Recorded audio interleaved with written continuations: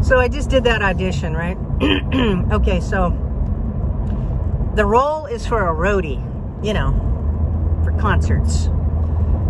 An old roadie at that.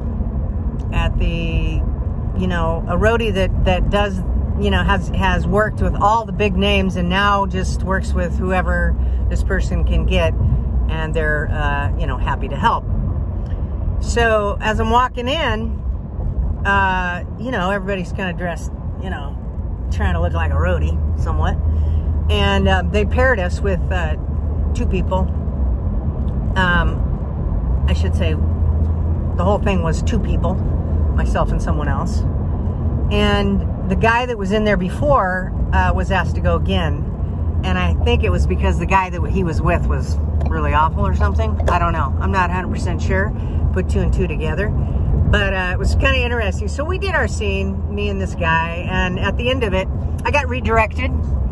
Because really that's the big role, is the speaking role. The other one just kind of says one word, you know. And the other one's a little more speaking. And who knows what the lines will be in the commercial. But suffice to say, it was simple. And I can't tell you anything more about that. But the funny part was, okay, this is supposed to be for roadies, right? And so, you know, the guy that I went in with, he brought his headshot. Nobody brings headshots anymore. That's you don't need that. Nobody asks for them. Nobody, you know, brings them. Anyway, which I thought was kind of a little interesting. And then, so we're in me and this guy, we're in the elevator going down, you know, to go to our cars and get out of there after it's all over. And he says, so, have you ever been a roadie? And I wanted to say, no, this is acting, but I didn't. I said, no. And he goes, I have. I go, and I looked at him because I'd been looking at him, and I thought, yeah, you look like an ex-rocker first. You don't look so much like a roadie. You look like a rocker. And he proceeds to tell me that he has done roadie work for, gosh, he gave me a name, and it went right in and out my ear. It might have been Johnny Cash or something. I don't know. Something like that. Anyway, and he says, yeah, and I was with a band there for a while, you know. I go, oh, really? What was your genre? You know, what kind of music, you know? And then he proceeds to tell me, you know, stuff like Bon Jovi, REO, you know, I don't know, kind of middle of the road rocker stuff or something, you know, obviously not metal and not pop, rock and roll. And then he, you know, I think he was dying to tell me that he worked with, he was a roadie before, and he was he did concerts with bands and whatnot. And I thought that was so interesting. You know, you never know who you're going to meet. The last time I believe I was in this building, or one very similar to it, also on Wilshire, I met the gal who played Kate, I think it was on This Is Us, the young kid, the younger gal.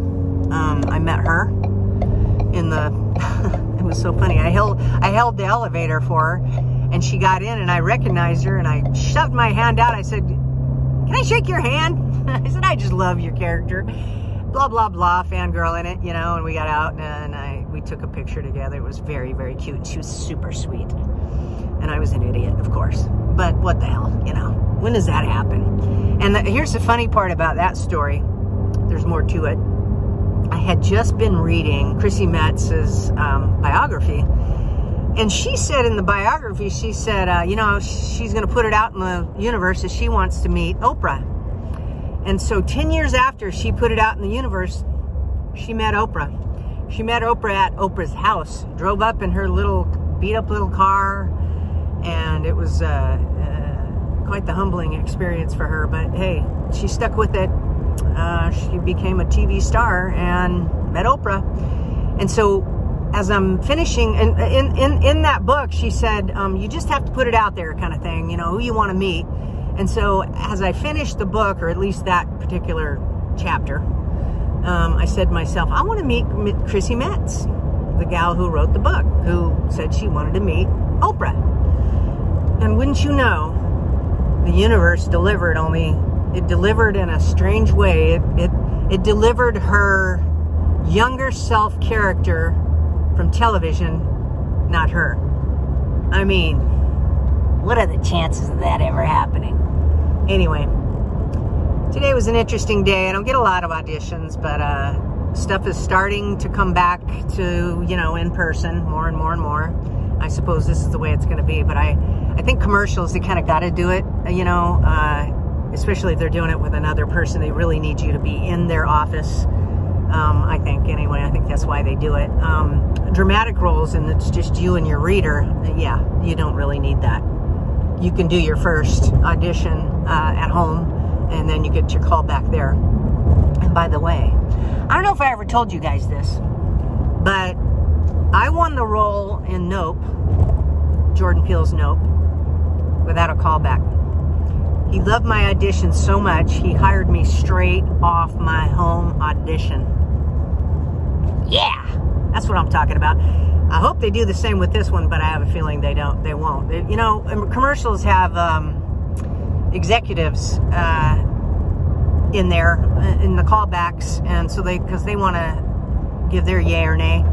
And so generally, callbacks, it's a lot bigger room, There's more people in there, lots of producers, director, you know, money people, whatnot. I don't know where I was going with that, but no, just the fact that I'll have to go back here. If I get a call back, it'll be Friday, and this is what I'm saying about that right there. You guys have a good day.